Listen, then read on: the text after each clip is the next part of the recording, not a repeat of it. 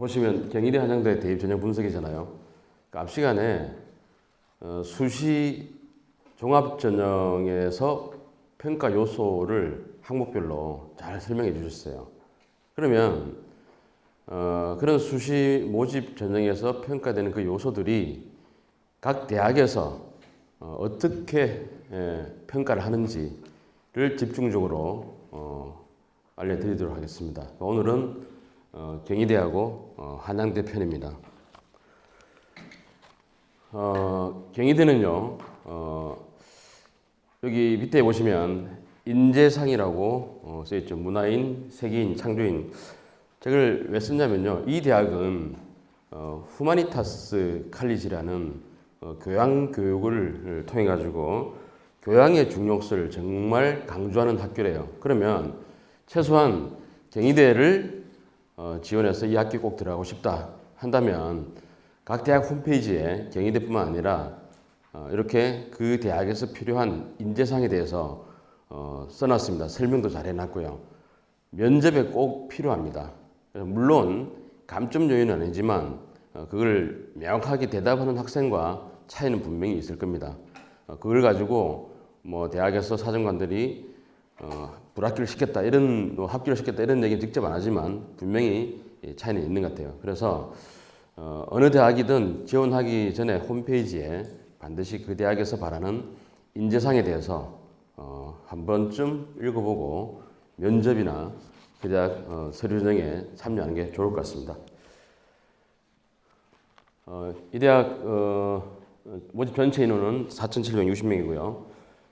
수시가 올해, 그러니까 올해까지입니다. 올해 67.5%고 정시가 32.5%인데 제가 지금 3학년에 해당하는 거죠.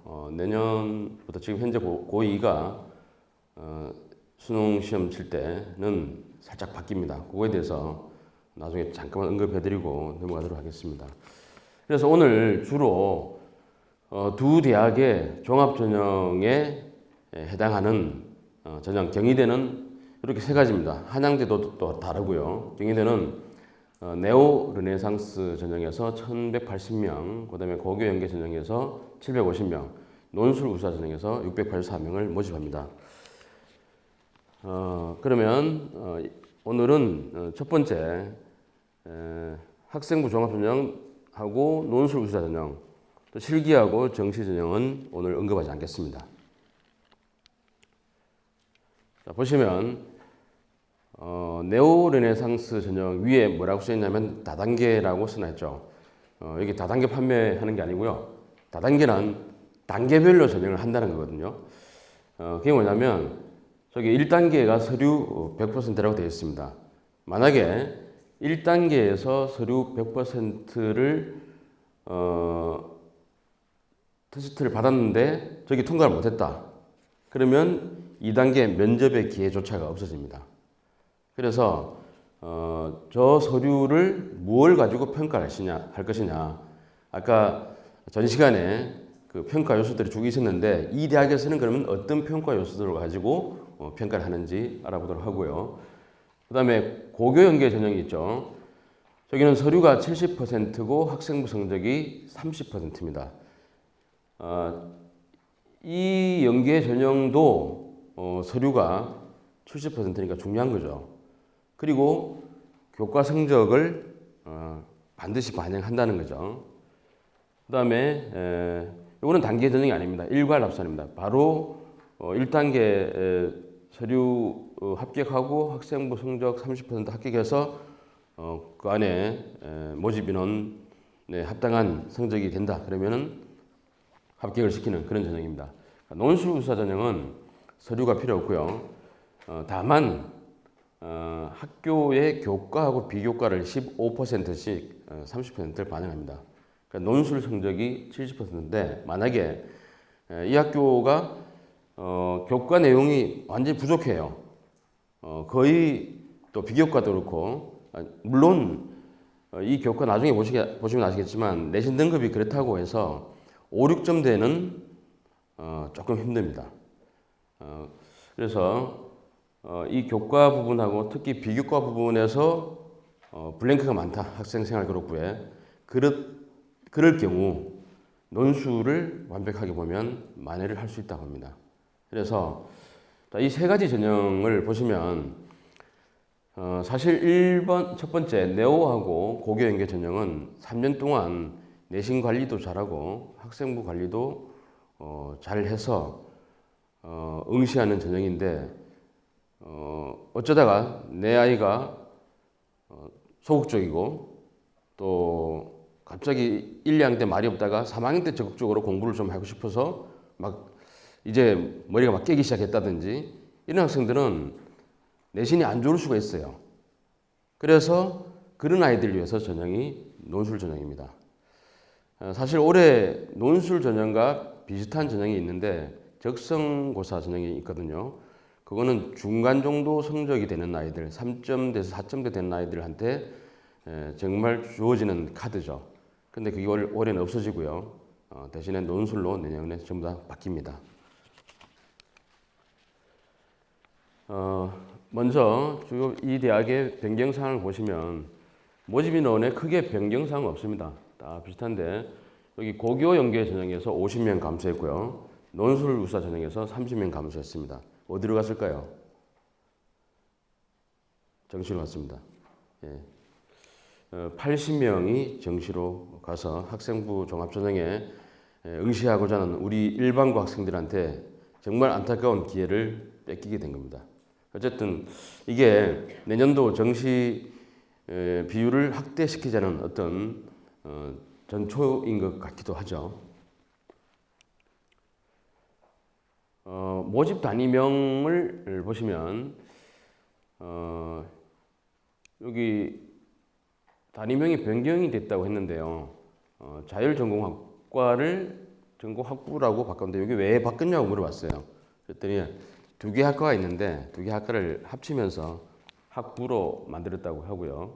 나머지는 큰 의미가 없대요. 그냥 시대의 조율을 따랐다 뿐이고 유전생명공학하고 한방생명은 생명 쪽을 조금 강조하겠다는 뜻이래요. 그러니까 원래 있었던 유전공학과하고 한방자료공학과하고 큰 차이는 없다고 합니다. 전형자료 간소화해서 그렇다고 작년도 전형보다 크게 달라진 건 없고요. 전형자료 중에서 학교생활 기록부는 그대로 있고 자기소개서도 있고요. 다만 교사 추천서가 폐지가 돼서 쌤들이 조금 편하긴 해도 그래도 우리 사랑하는 아이들 위해서 한 줄이라도 어필할 수 있는 기회가 좀 줄어들었어요. 그래서 좀 안타까운 부분이긴 한데 어쨌거나 교사 추천서가 폐지됐습니다. 면접 시간은 일반 고 학생들은 크게 변화가 없습니다. 10분 그대로인데요. 의학계열 면접은 30분에서 25분으로 축소된 거 참고로 하시고요. 자, 본격적으로 들어가기 전에 제가 이걸 한번 보여드리겠습니다. 대학 알림에 보면 요 대학들 적어도 경희대 정도를 쓴다고 하면 대부분 성대, 한양대, 중앙대, 외대, 시립대를 다 쓰는 아이들이거든요. 물론 그 스카이나 KDPCU를 쓰는 학생도 있지만 보시면 지금 작년 입학생들의 일반고 학생들이 차지하는 비율입니다. 경희대가 61.4%라고 하더라고요. 대학 알림에. 나머지 대학들은 좀 작죠. 시립대가 71.5%고 시립대가 등록금이 타 대학보다 좀 저렴하니까 일반고 학생들이 많이 선호를 하는 서울시 중에서 국립이 아니면 시립대를 서울대 아니면 시립대를 많이 선호를 하죠. 자, 그러면 여기 보시면 나머지 비율은 뭐가 차지할까요? 바로 여기가 나머지가 특목고하고 자사고 학생들입니다. 그러니까 결국 모든 대학들이 뭐 다 아시고 계시지만 일반고하고 특목고하고 자사고 같이 경쟁을 한다는 거죠. 같은 과에서도요. 자료를 보시면 무슨 말인지 아실 겁니다. 자, 네오르네상스는 모집인원이 이렇고요. 1단계 3배수를 뽑습니다. 그래서 1단계, 2단계 가서는 1단계 성적 70% 반영하고 면접이 있습니다. 이 면접도요. 지금 특히 이제 올해 면접을 가는 학생들은 반드시 이 대학의 특징이 뭐냐면 그 해의 시사성이 강했던 사회 이슈가 시사 이슈가 강했던 부분을 반드시 질문한다고 합니다. 그래서 특히 이제 미국이 날뛰었던 보호무역 같은 경우는 반드시 알고 넘어가야겠죠. 그리고 올해 같은 경우 C19 같은 바이러스가 어떤 존재인지, 그리고 또 감염병 예방을 국내에서 여러 가지 방법으로 시도를 했는데 또 거기에 대한 부분에 대해서 파악을 하되, 여기서는 제시문 면접 형태로 던져준다고 합니다. 그러면 그 제시문 면접을 보고 자기가 찬성인지 반대인지 정확히 거기서 생각을 정리해서 얘기를 해야 된다 그래요. 그럼 찬성을 하면 찬성하는 이유, 반대를 하면 반대를 하는 이유. 요거는 이제 기출 문제 가지고 면접 가기 전에 준비를 좀 해야 됩니다. 여기는 1단계 발표하고요. 1단계 발표하고 딱 일주일밖에 없습니다. 일주일 내에 이 면접 준비를 다 해야 되는 거예요. 그렇다고 해서 발표 딱 나고 나서 면접 준비를 하면 좀 늦을 수도 있거든요. 이런 경우는 조금 일찍, 다른 대학도 마찬가지입니다. 이 대학이 이런 식으로 경희대가 이렇게 전형 방법을 갖고 있으면 다른 학교도 다 마찬가지인 거죠. 수능 체제가 없다는 메리트가 있죠. 그리고 서류평가 요소, 아까 그 전 시간에 수시에서 학생부 종합전형에서 서류평가 요소들이 쭉 나왔지 않습니까? 그 중에서 학업 역량 부분이 30%, 전공 적합성이 30%, 발전 가능성 20%, 인성이 20% 이렇게 반영을 한다고 합니다. 자, 그러면 각 부분을 보시면 학업 역량 부분, 아까 그 앞 시간에 자세하게 항목들을 설명해 주시더라고요. 그래서 여기서는 다시 언급하지는 않고 학업 역량 부분에는 학업 성취도하고 학업 태도와 학업 의지, 탐구 활동 이렇게 평가를 한다는 겁니다.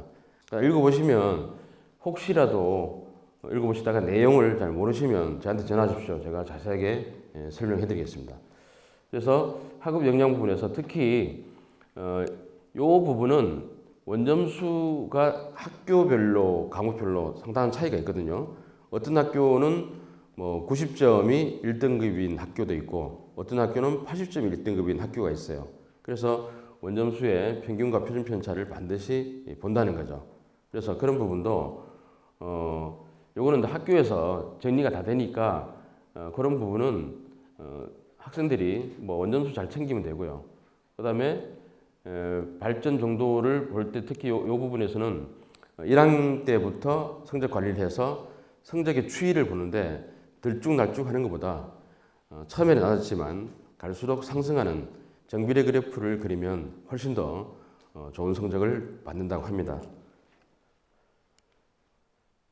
그리고 전공 적합성 부분에서는 전공 관련 교과목에 대한 이수 및 성취도인데 사실 이 부분에서 실제로 수학과를 가려고 해요. 그런데 학교마다 이제 여러 가지 선택 과목, 진로 선택 과목이 있습니다. 근데 수학과를 가려고 하는데 지금은 수능에서 아예 공대를 또는 우리 학교 오려면 미적분이나 기하학을 듣지 않으면 우리 학교 올 수 없다 이렇게 못을 박아놓은 대학들이 많거든요. 또 내년부터는 특히 그 대학 어느 대학을 가려면 그 대학에서 수학 과목에서 어떤 과목을 요구하는지 반드시 보고 준비를 해야 돼요. 그런데 어느 A 대학 예를 들어서 공대에서는 확률과 통계를 보지 않거든요. 근데 확률과 통계를 막 봐서 거의 만점 수준 관계가 되는데 보니까 미적분하고 기하예요. 그걸 처음부터 물론 학교에서 지도를 하겠지만 소극적인 나이가 모르고 나는 내 혼자 될 거야 해가지고 공부를 하다가 나중에 3학년 때 곤란을 겪는 경우가 분명히 발생할 수도 있기 때문에 미리 오늘 오신 분들은 챙겨주시길 바라겠습니다. 그리고 이 전공 관련 교과목 이수 중에서 내가 물리학과를 가고 싶은데 학교에 물리 과목이면 1하고 2가 있거든요. 1은 일반 교과라 그러고 2는 진로 선택 과목입니다. 그런데 학교에서 개설이 안 됐어요. 근데 세종시는 다 개설을 다 해놨습니다. 근데 개설이 혹시라도 안 됐을 경우 물리 파트 말고 다른 파트라도 그럴 경우에 이 아이의 그 전공 적합성을 어디서 찾아보냐면은 우리 지역에는 캠퍼스 공동교육 과정이 있잖아요. 상당히 유리한 위치에 있어요. 그 과목을 이수했는지를 본다고 합니다. 그런 부분에서 서류 평가에서 유리하게 작용될 수 있다는 거죠. 그리고 이 전공에 대한 관심과 이해 부분은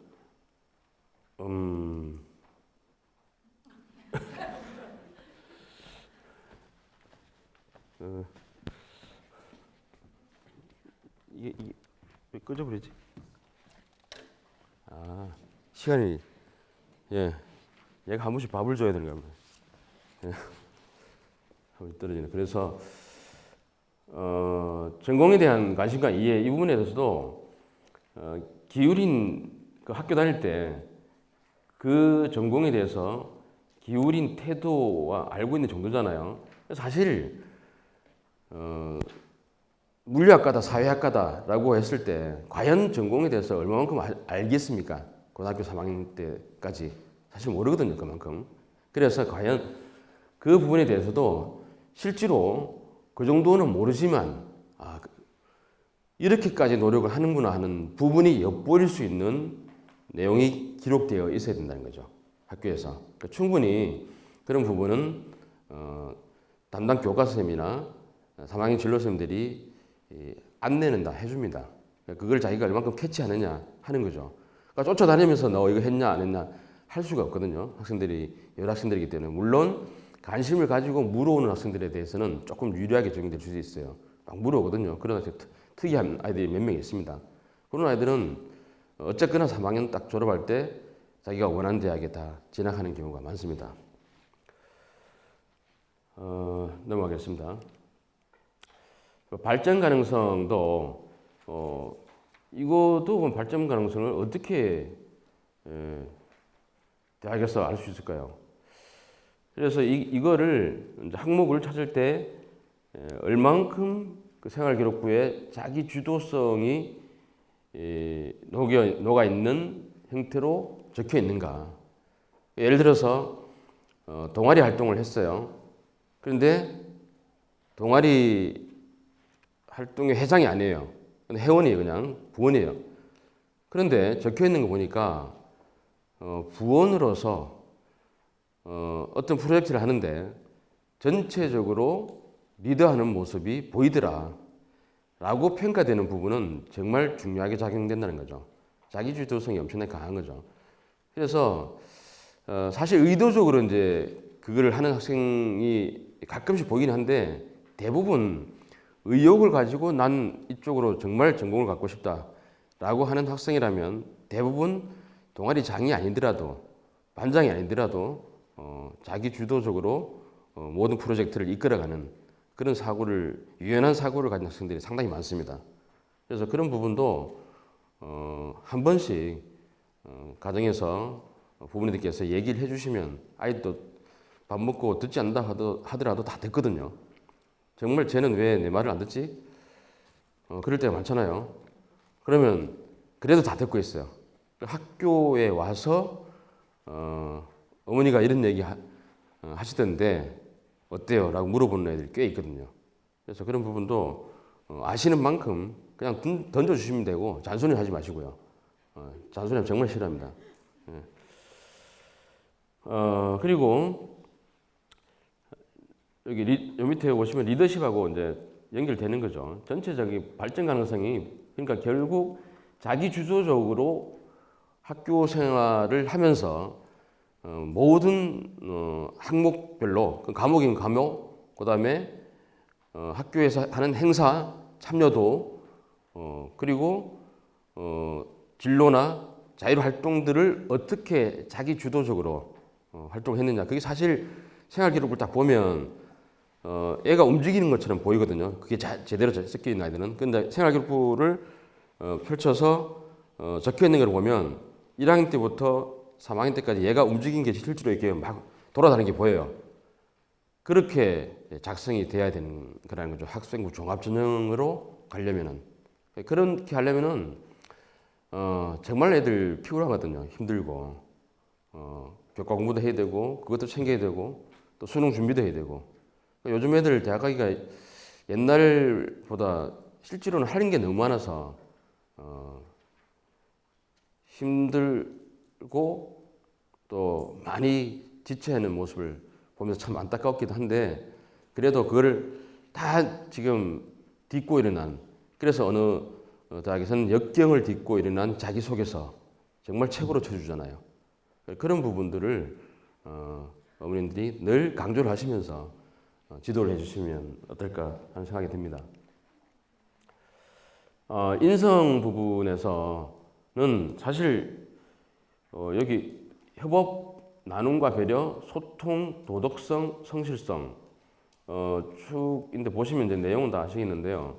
특히 이 나눔과 배려 부분이 자기소개서도 써야 되는데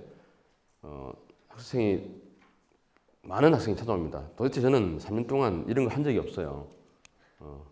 어떻게 해야 되냐고. 그래서 가끔씩 선생님 말 잘 듣고 그 다음에 A 하라고 하면 A도 하고 C 하라고 하면 C도 하고 하는 학생들에 대해서는 나름대로 시나리오를 좀 줍니다. 그런데 A 하라고 했는데 B 하는 학생들, B 하라고 했는데 C 하는 애들 별로 안 좋으셨거든요. 그런 아이들은. 이게 사실 어떻게 보면 소통이잖아요. 선생님들하고 그 다음에 친구들하고 사회에서도 마찬가지고.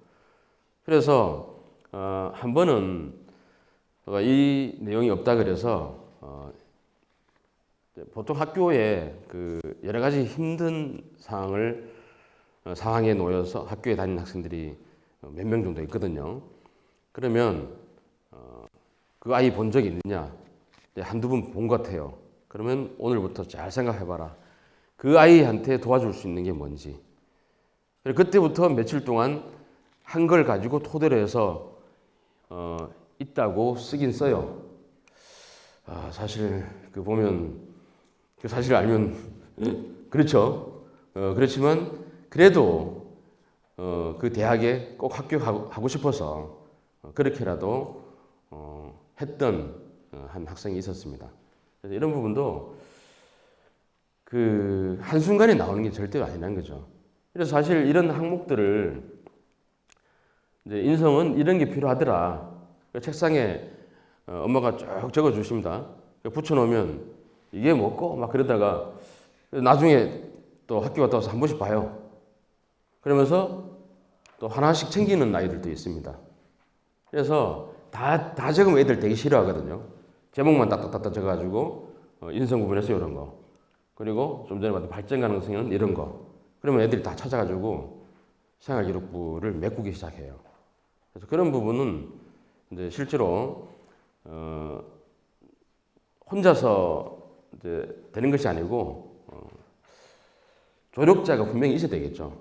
그러다 보면 이제 스스로 할 수 있는 시기가 오게 됩니다.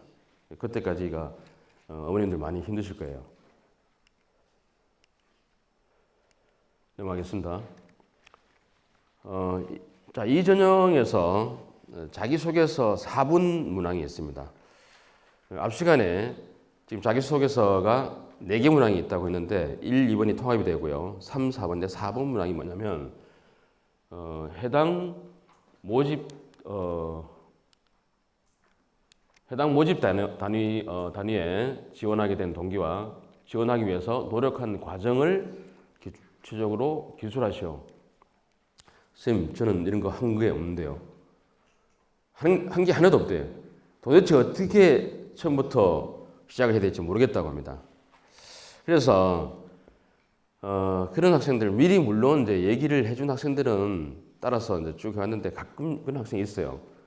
그래서 가장 좋은 건 이겁니다. 고교 재학 기간 중 자신에게 영향을 준 책 3권을 선정하고 감상보다는 선정 이유와 읽게 된 계기, 책에 대한 평가를 기준으로 서술하시오 라고 하는 이 항목은 S대학교의 사법문항의 내용입니다. 그러면 사실 정말 쓸 게 없거든요. 그런데 가장 사법문항을 잘 쓸 수 있는 방법은 이렇게 자기 전공과 관련한 또는 영향을 줬던 그 책을 읽게 되면서 자신이 변하게 됐던 그런 책을 통해서 사법문항을 이끌어가는 게 가장 매끄럽게 잘 나오더라고요. 그래서 그런 부분도 한번 참고로 하시면 좋겠습니다.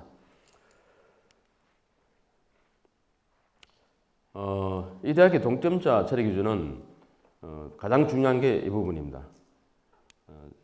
바로 서류 평가 요소 중에서 동점이 됐는데 제일 그 요소별 성적 우위자 전공 적합성이 제일 높은 학생, 그리고 학업 역량, 인성, 발전 가능성 순서로 동점자를 나눈다고 합니다.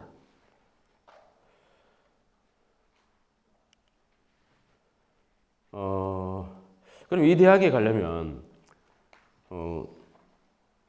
이 대학, 그러니까 네오 전형에 가려면 성적이 어느 정도 돼야 되나 보셔도 잘 안 보이죠. 그래서 제가 노동을 좀 해서 이렇게 바꿨습니다. 잘 보이시죠? 네. 보시면 국문학과 한번 보실까요? 합격자 평균이 2.7이에요. 그런데 이 2등급과 3등급 사이가 여기가 중간이니까 2.7이면 한 요쯤 되잖아요, 그죠? 그런데 평균보다 뒤쪽에 있는 학생들이 많죠. 이렇게 이건 도대체 뭐지? 라고 이제 고민할 수 있잖아요.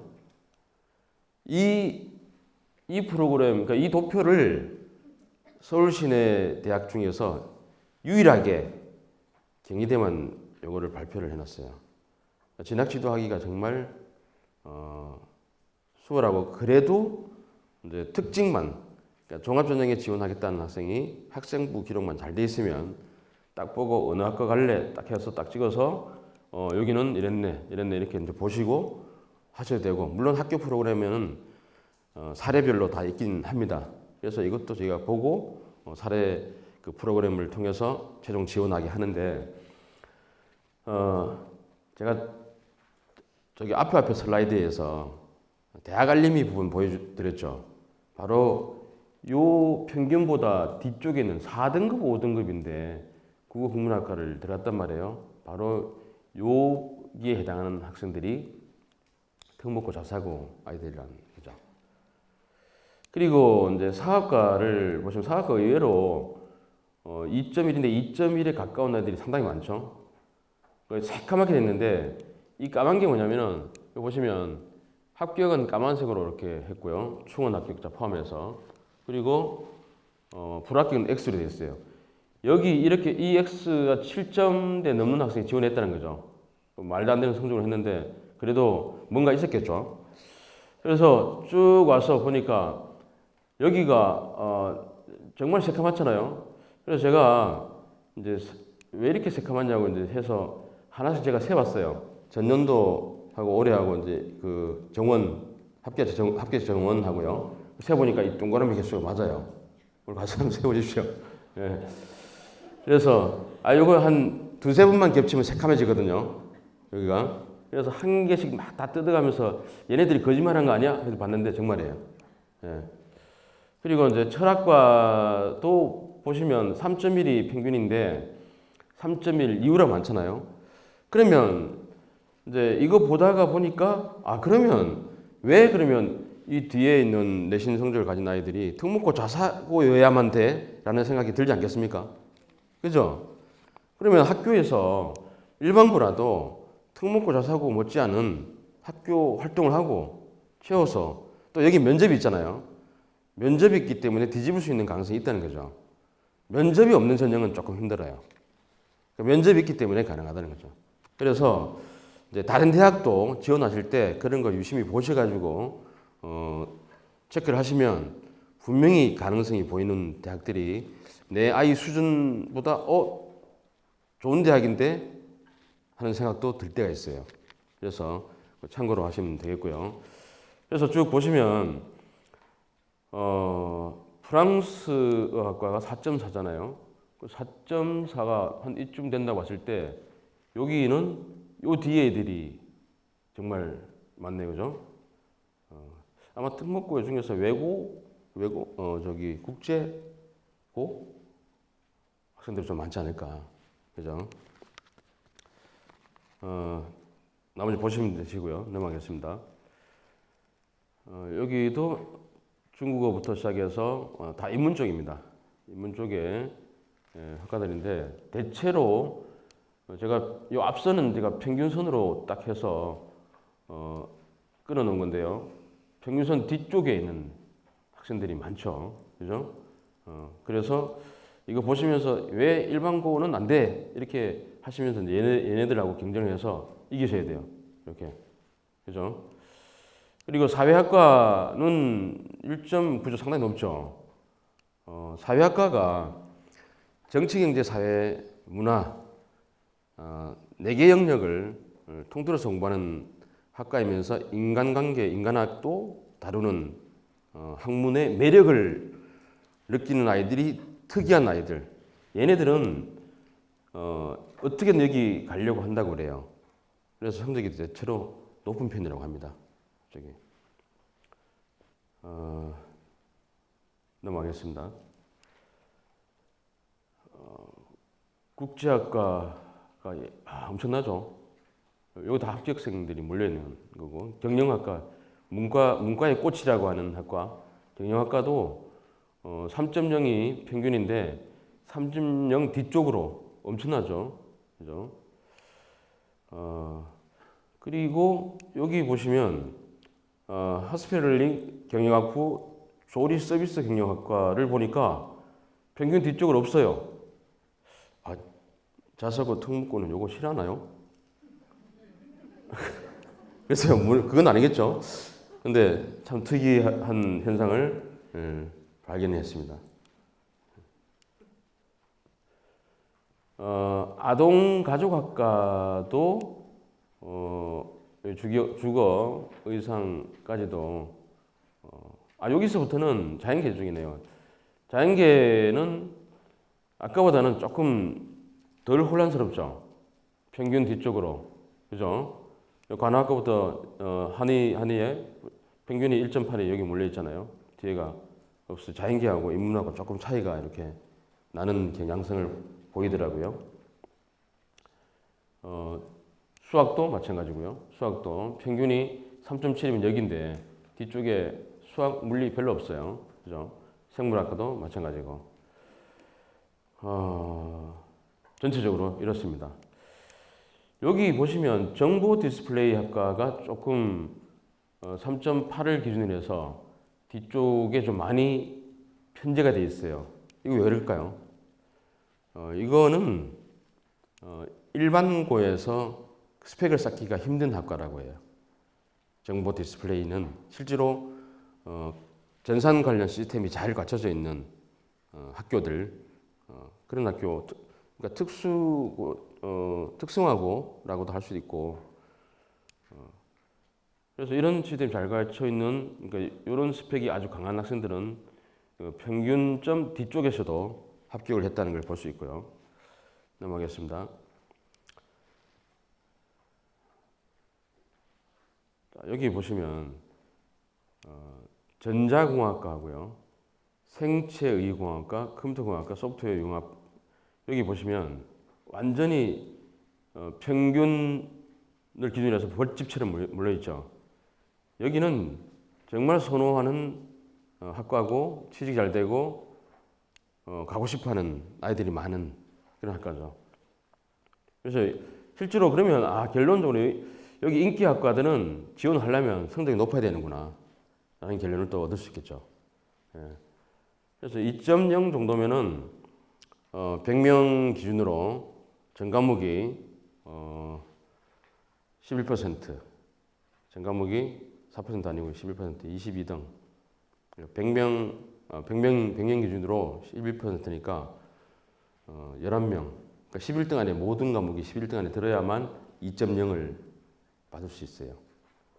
그러니까 200명이면 22등 이렇게 되죠.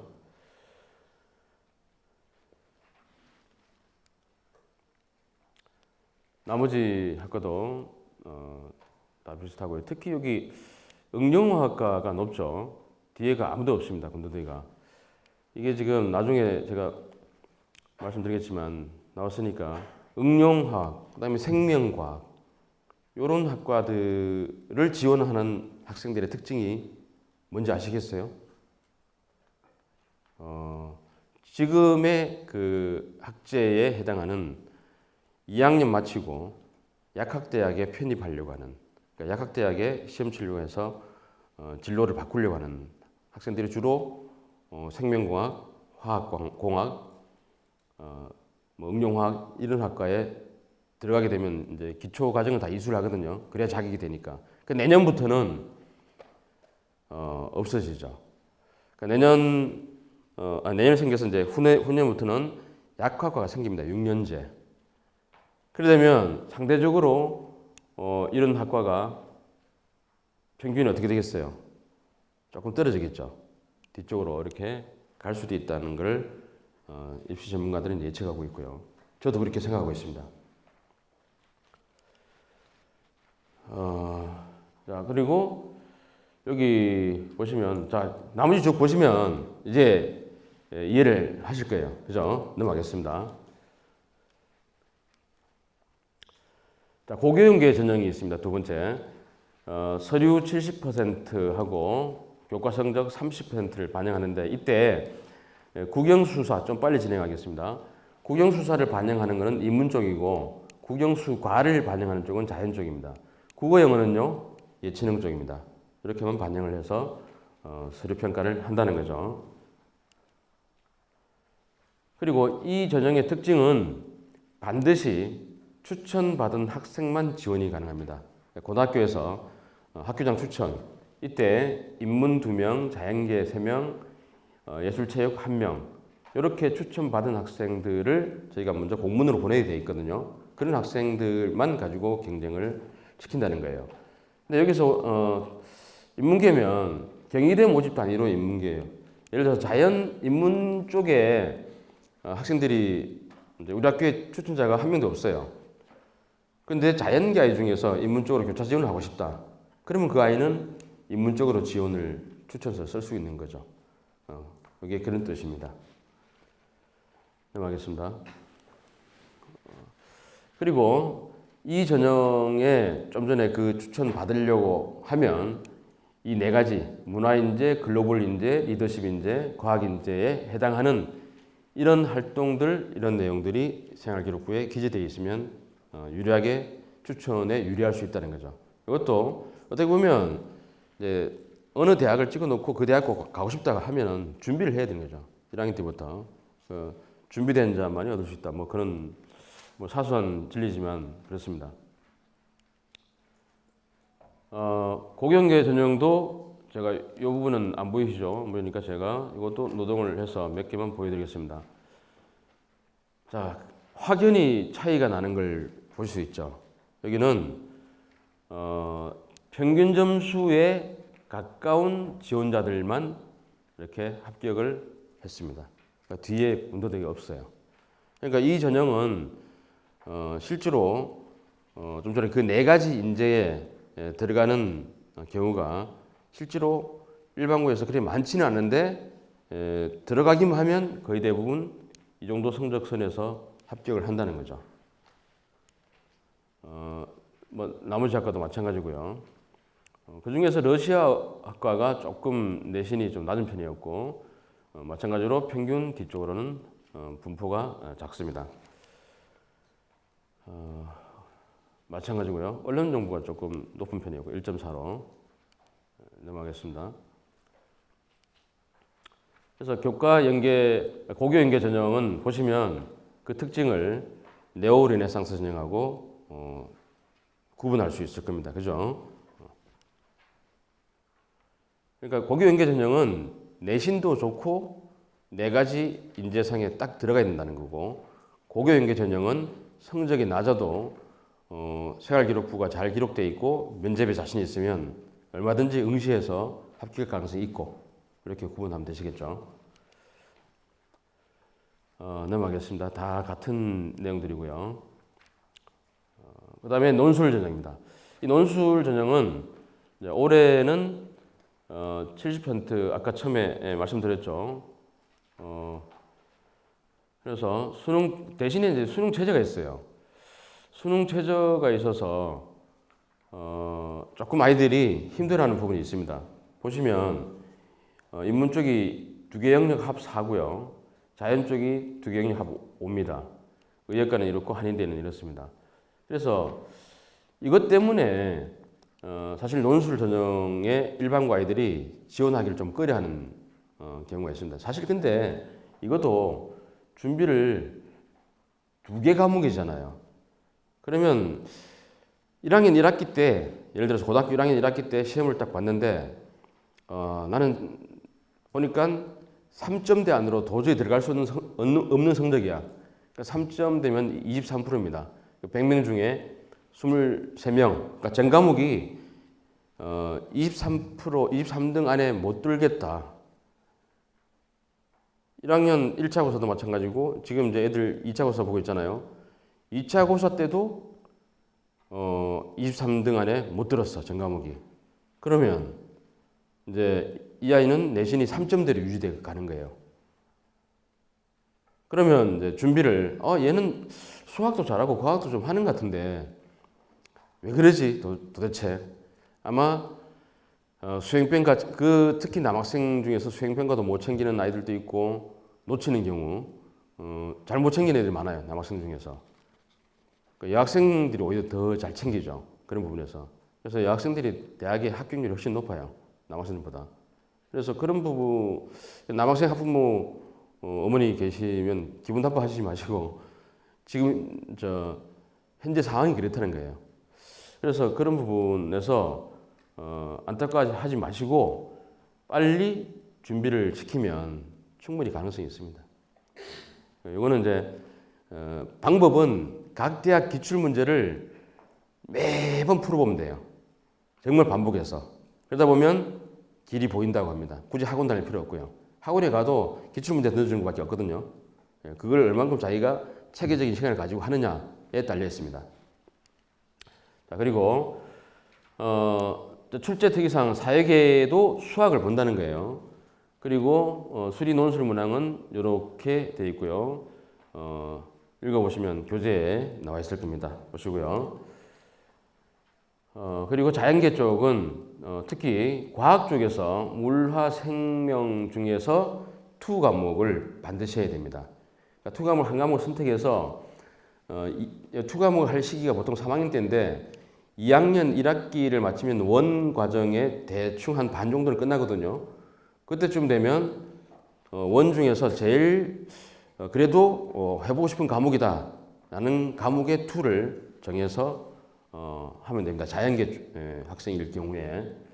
그리고 사회 쪽은 주로 국어, 영어, 사회 쪽, 사회 계열 그런 쪽을 주로 공부를 하면 되겠고요. 이 전형도 제가 안 보이실 것 같아서 노동을 해서 이렇게 봤습니다. 잘 보이시죠? 자, 특징 딱 보이시죠? 합격자 평균이 이렇게 낮습니다. 그죠? 그리고 합격자 평균 뒤쪽으로 몰려있는 아이들도 상당히 수가 많아 보여요. 그러니까 평균보다 앞쪽에 있는 아이들이 그렇게 드문다는 거죠. 그래서 내신을 그렇게 해서 놓친 학생들 반드시 논술 전형까지 놓칠 수는 없잖아요. 그래서 한번 미리 준비를 해보는 것도 뭐 합격의 지름길을 할 수 있는 거죠. 자, 넘어가겠습니다. 마찬가지입니다. 여기 뭐 4.0 대체로 합격자 평균들이 이렇게 낮은 편이죠.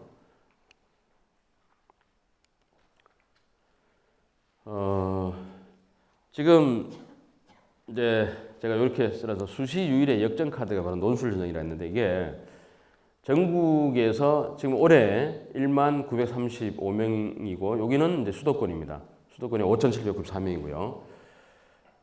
학생부가 미흡한 학생들에게 역전의 기회가 될 수 있는 전형이고 수도권을 목표로 하는 학생들은 반드시 논술 전형을 한번 준비를 해볼 필요가 있고요. 또 수능 체제가 좀 전에 수능 체제가 셌죠. 그러니까 수능 체제가 있어서 난 못하겠다 하는 학생들은 요 대학들 수능 최저 미적용 대학에 응시를 하면 되죠. 또 한 가지 희망이 더 생겼습니다. 경기대, 강원대, 단국대, 서울과기대, 서울시립대, 아주대, 연세대, 인하, 한양, 한국항공대, 한국산업기술대 이렇게 이 대학들은 논술 전형을 보지만 최저 등급을 보지 않습니다. 논술만 잘 보면 되는 거예요. 분명히 희망이 있습니다. 이제 한양대입니다. 이제 한 10분 남았는데 10분 동안 제가 빨리 하겠습니다. 한양대는 이렇습니다. 조금 4,760명에 이렇게 돼 있고요. 여기는 학생부 종합 일반이고 학생부 교과 종합이고 논술입니다. 경희대하고는 이름이 상당히 조금 단순하죠. 경희대는 좀 화려한 편인데 이 대학은 어떤 특징이 있냐면 학생부 종합전형의 평가 방법이 정말 독특한 대학입니다.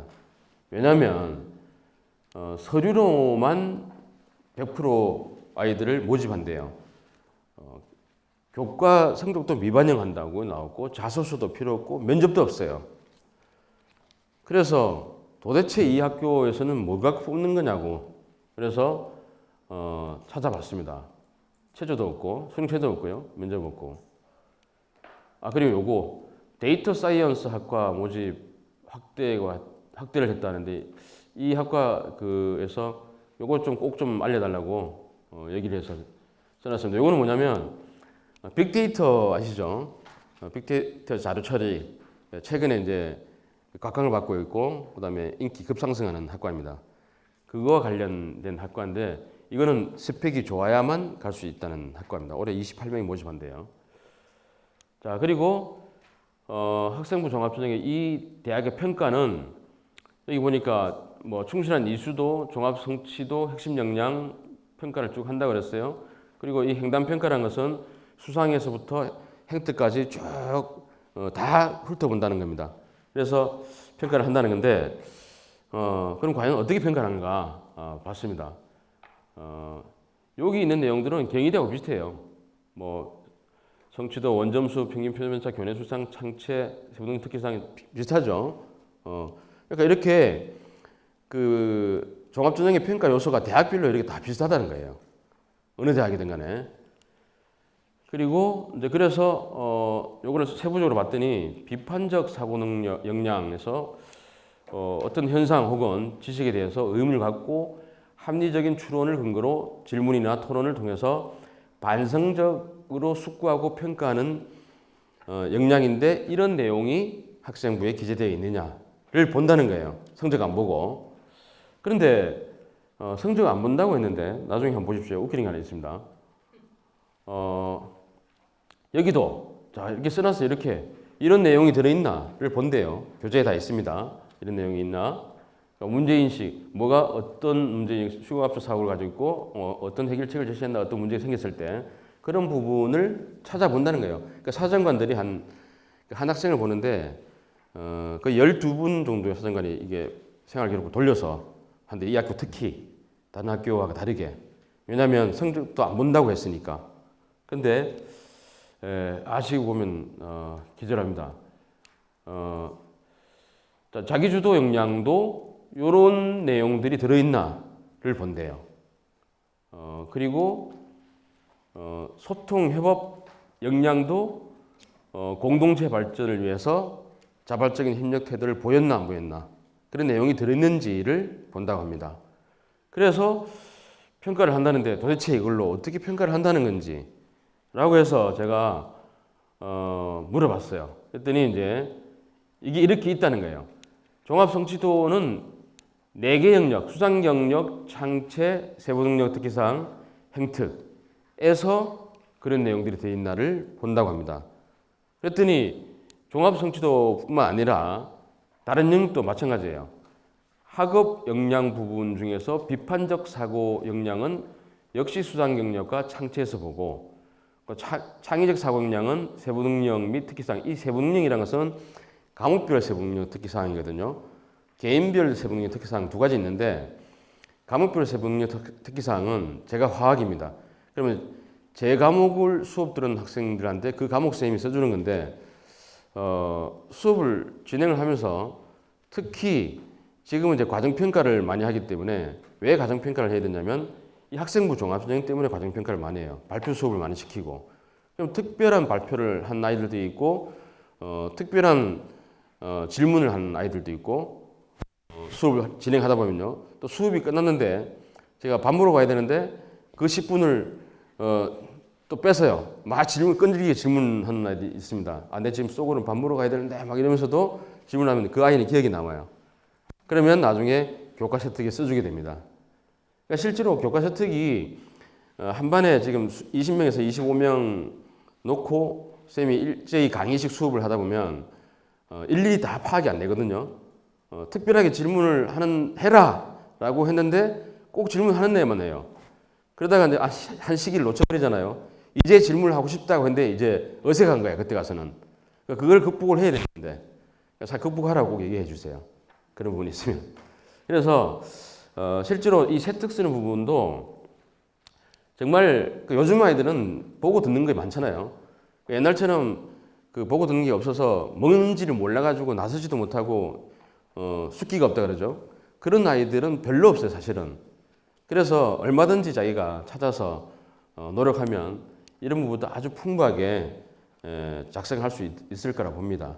개인별 세부 특기사항은 과목 선생님 말고 다른 교과 선생님이 그 아이를 관찰했을 때 얘는 이런 특이한 부분이 있네 라고 해주는 게 개인별 특기사항이에요.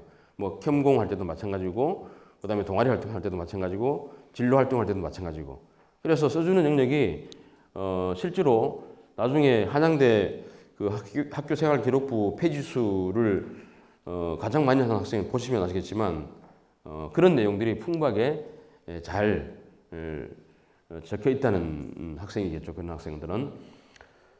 그리고 특히 이제 이 행특에서 이거는 요거에 대해서 담임교사만이 쓸 수 있는 내용이잖아요. 그죠? 보시려고 해도 평생 가도 못 보실 겁니다. 이거는. 공개가 안 되거든요. 근데 옛날처럼 그렇게 쓸 수는 없어요. 나쁜 평가를 할 수가 없어요. 왜냐하면 나중에 성인이 돼갖고 어느 순간 봤을 때 쌤 이거 왜 이렇게 썼냐고 이제 꼭 그때 가서 피곤하게 하는 학생이 한 번씩 있다고 하더라고요. 그래서 지금은 사실 그 정도까지는 아닌데 최대한 이거는 1, 2학년 때까지의 내용 부분을 대학에서 가져가는데 어느 부분을 가져가냐면 인성 부분을 가져갑니다. 그러니까 행특은 사실 그 학생의 인성 부분이 가장 잘 드러나 있거든요.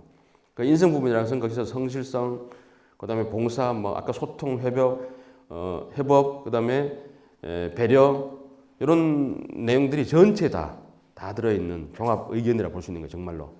그래서 인성 부분에서 가장 많이 보는 부분이 이 부분이래요. 넘어가겠습니다. 그리고 이제 바로 이 부분이더라고요, 숨어 있는 부분. 교과 성적을 보지 않는다고 했는데 자기주도 역량에서 이 수상 경력 앞에 다 있었잖아요. 수상 경력에 모든 항목에서 수상 경력을 딱 본대요. 근데 수상 경력에서 교과 우수상을 받았어요. 그럼 교과 우수상은 4%한테만 주는 상이거든요. 그럼 4%면 몇 등급이에요? 1등급이잖아요. 그럼 1등급을 뽑는 거야, 이제 이 학교에서는. 결국 성적을 그렇게 보는, 아주 교묘하게 속여서 보더라고요. 아, 참 미치겠다니까, 이 학교. 그래서 저희가 실패를 많이 했어요. 이 대학에 아이들을 지원시켰을 때, 분명히 합격할 것 같은데, 왜 안 되지 도대체? 그래서 이제 막 따져서, 사정관과의 시간, 따져서 이제 뭐를 얻었냐면은, 이제 이렇게 평가도 하고요, 이제.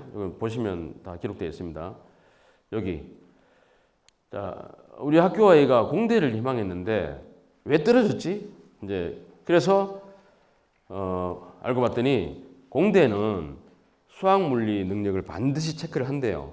그럼 수학이면 수학 1, 2는 물론이고 기하하고 벡터를 했느냐 하는 거거든요. 근데 기하 벡터 안 하고 경제 수학을 했어요. 경제 수학은 문과형이거든요. 그러면 여기에도 수학 중에서도 그런 부분 보고 일단 이수된 걸 보죠. 그리고 물리는 물리 원투를 본대요. 그러니까 투를 분명히 이 학교에서 개설을 해놨는데 안 되는 거예요. 성적 안 나올까 봐. 그러니까 힘들고 그런다고. 그래서 투 안 하고 생명과학 투를 했어요. 그러면 떨어져요. 그리고 반드시 교과 우수상이 있어야 된다. 그 과목에 공대를 오는데 그럼 뭐 이 아이는 1등급이잖아요.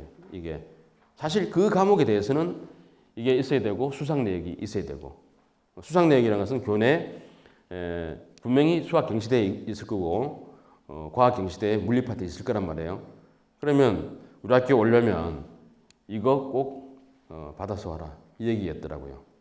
그래서 한양대가 안개 속에 갇혀 있는 전형 속에 희망 고문을 막 하는 게 이제 늘 되겠지 하고 넣는데 막 떨어지는 그런 부분이 바로 이런 부분이었으니까 저희 학교에서도 많이 챙기고 있습니다.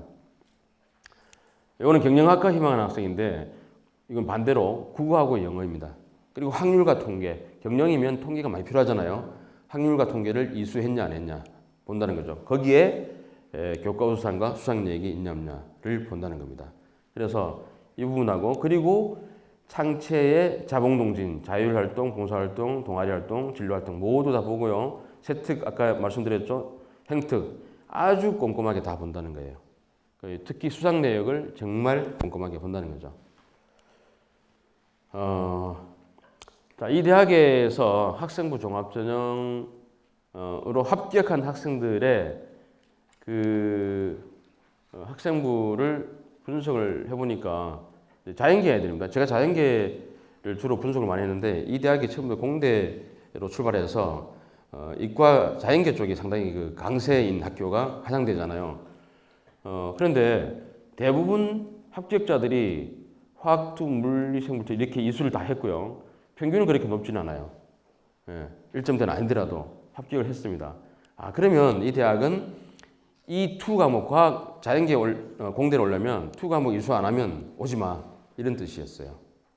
투를 반드시 이수해야 된다. 아까 제가 문과는 국어, 영어, 확률 통계. 그러니까 내년부터는 이제 우리 대학에 아까 초도에 말씀드렸지만 우리 대학에 오려면 수학의 이 과목을 반드시 해야 되고 그다음 사회에서 이 과목, 과학에서 이 과목을 반드시 해야 된다. 안 그러면 우리 학교 원서 넣지 마라. 이런 내용이 내년에 확 드러나거든요. 그래서 지금 학교에서 아이들한테 그 얘기를 다 해주고 있습니다. Q&A 그 자료에 다 있습니다. 보시면 이렇구나라는 거 아실 거예요. 크게 가장 많았던 질문 3가지 실어놨습니다. 그리고 학생부 종합전형 충원율 보시면 여기 충원율을 잠깐 말씀드리면 70이잖아요. 경영학부가 예를 들어서 10명 모집인데 70%를 충원했어요. 10명 모집인데 70%. 194.7이다. 그럼 이거는 10명 모집인데 194다. 자, 요거를 가지고 설명드릴게요. 10명 모집인데 194면 처음에 최초 합격자 10명 중에서 9명이 나간 거예요. 나오고 다시 9명을 받았다는 거죠. 그러니까 충원율이 높으면 그만큼 타디하게 합격한 후 빠져나가는 아이들이 많다는 거죠. 그러면 이제 올해 학생 그 대학에 지원시킬 때 이 충원율도 꼭 봐야 됩니다. 충원율이 내가 좀 아이가 좀 불안불안한데 충원율이 많으면 이 정도까지 빠졌으니까 후보가 됐더라도 좀 기다려보자 하는 것도 또 희망을 좀 고문을 받으면서 할 수도 있는 그 부분이거든요. 그것도 반드시 체크를 하셔야 돼요. 마찬가지입니다. 충원율 이렇게 여기 한단 참고를 하시고요. 교과 전형이 사무 전형 아까 종합 전형하고 다릅니다. 여기는 자소서, 추천서, 면접, 최저 있고요. 학생부 교과를 100% 보는데 내신 성적만을 가지고 정량적으로 평가하는 전형이 이 학과라고 합니다. 그리고 여기도 이제 요거 학과 꼭 신설됐다고 얘기해 달라고 하더라고요. 요거는 이 학과 보시면 심리, 뇌, 과학과라고 하면 어떤 스펙을 쌓아야 될 것 같아 느낌 막 들어요. 생명, 생물, 생명과학, 화학 이쪽인 것 같죠? 아닙니다. 이거는 데이터 쪽입니다. 데이터, 전산, 코딩 프로그램을 해서 인공지능하고 연결해주는 학과거든요. 올해 신설이 돼서 아마도 좀 컴퓨터 잘하면서 코딩도 잘하고 프로그래밍에 좀 관심 있고 스펙이 좀 있으면 성적이 좀 낮더라도 지원하면 합격률이 높은 학과 올해 28명 모집하더라고요. 예, 내년도 마찬가지입니다. 내년도 2년 차이기 때문에 조금 그런 부분에서 희망이 있겠죠. 넘어가겠습니다. 그래서 학생부 반영은 교과 전형에서는 자연계는 국영수과, 그다음에 인문 쪽은 국영수 사회, 그다음에 예체능은 국영사 이렇게만 반영하고요. 그다음에 성적이 등급으로 나오지 않는 진로 선택 과목은 등급이 안 나거든요. 그런 거는 뭐 A로 돼 있다든지 PF로 돼 있는 이런 거는 반영 안 한다고 합니다. 학생부 교과 전형의 내신 성적을 보면 월등하게 앞에 종합전형보다 차이가 나는데 사실 근데 종합전형 한양대 종합전형에서는 미스테리한 그 전형이라고 했잖아요. 내신 공개를 안 해요. 아까 화학 물화생지에서 겨우 나온 내신 등급이 그 정도거든요. 그래서 도대체 몇 등급까지 합격을 했는지 몰라요. 경희대는 아주 투명하게 이렇게 해놨잖아요. 그래서 한양대가 그런 부분에서 종합전형만큼은 안 해놨고 교과 전형은 이렇게 해놨어요. 야, 이거 보니까 이거 겁나서 가겠습니까, 이거? 전부 다. 예? 예, 성적이, 예. 파이낸스 경영학과 1.06이에요. 엄청나죠? 3학년 동안 올 1이었다가 한 개가 2등급인 거예요. 3학년 동안. 1.06이면. 정책학과, 행정학과. 제가 빨간 줄 쳐놓고는 높죠? 높습니다. 그리고 미래자동차, 에너지공학, 융합전자공학부, 컴퓨터 소프트웨어학부 다 높아요. 빨간 줄 친 학교가 한양대 다이아몬드 7 학과래요. 입학을 하면 4개 학기는 무조건 장학금, 그리고 8개 학기까지 장학금 받으려면 2년 동안 잘하면 된다고 하더라고요. 그래서 인기가 되게 높대요. 그리고 취직도 잘 되고 졸업과 동시에 다 팔려간대요. 너무 좋잖아요.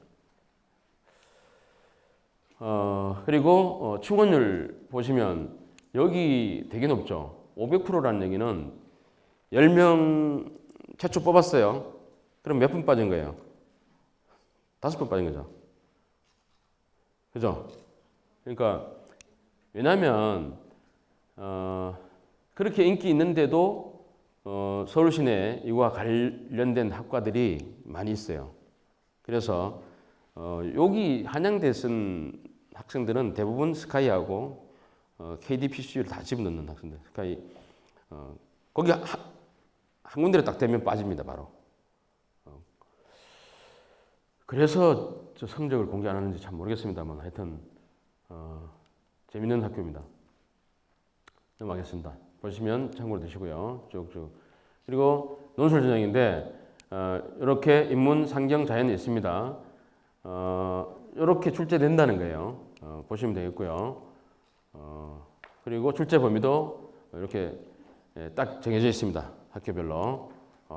오늘 제가 좀 말이 많았는데 시간이 좀 오버됐네요.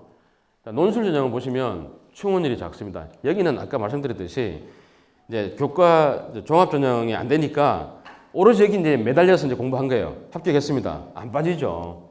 안 빠져요. 그죠? 빠져나갈 이유가 없는 거예요. 그리고 논술 전형에서는 출결하고 수상경력 봉사활동 부분만 학생부에서 반영한다고 합니다. 자, 넘어가겠습니다. 자, 한양대 중에서 이 학과는 논술 전형을 안 본대요. 그러니까 열심히 준비해서 딱 찍었는데 어떡하지 하면 안 되죠. 넘어가겠습니다. 요거는 이제 이 대학의 모집단의 특이사항입니다. 쭉 읽어보시면 반드시 한 번은 이 대학에 가려면 읽어보셔야 되는 부분입니다. 학생부 교과 전형에서는 절대로 교차 지원을 안 시켜요. 근데 학생부 종합 전형에서는 교차 지원이 가능한데 대신에 이 대학 기준에 맞아야 됩니다. 한양대 합격자 학생부를 분석해 보면 학생부 페이지 수가 이제 다 끝났습니다. 최저 15페이지, 그러니까 학생부 페이지 수가 이렇다는 거죠. 최다가 25페이지. 작년에 저희 학교에서 고대 간내해 보니까 21페이지더라고요. 그 정도로 많이 채워준 거예요, 보니까. 교과 세특은 최저가 6페이지고 10페이지죠. 교내 수상도 이게 83개를 했는데 지금 83개 필요 없습니다. 근데 올해는 자기 전공과 관련된 부분의 수상을 했냐 안 했냐 가장 중요하거든요. 특히 내년부터는 5개밖에 이제 대학에 못 내밀어요. 그러면 그 5개를 어떻게 내느냐 카드를 정말 중요하잖아요. 80개의 수상을 하더라도 5개밖에 안 되니까 학기별 하나입니다. 3학년 1학기까지. 그러니까 그것도 고민해서 수상 대회에 나가서 수상을 해야 되는 거죠. 많은 계산을 좀 해봐야 되는 거고요. 봉사활동 보면 최저가 18시간인데 이 학생은 3년 동안 봉사만 했나 봐요. 684시간 엄청나죠. 보통 사회복지학과 가는 아이들이 한 200에서 300시간 하거든요. 도대체 이 학생은 뭔가? 저도 모르겠습니다. 그래서 평균은 이렇고 참고하시면 되겠고요. 두 학교에 대한 그 학생부 종합전형 평가 부분이 앞 시간 들었던 걸 토대로 해서 들어보시니까 결국 대학들도 저렇게 평가를 하는구나 실질적인 내용이잖아요. 그죠? 다른 대학들도 마찬가지입니다. 뭐 면밀히 분석하셔가지고 자녀분들 대학 잘 가길 빌겠습니다. 들어주셔서 감사합니다.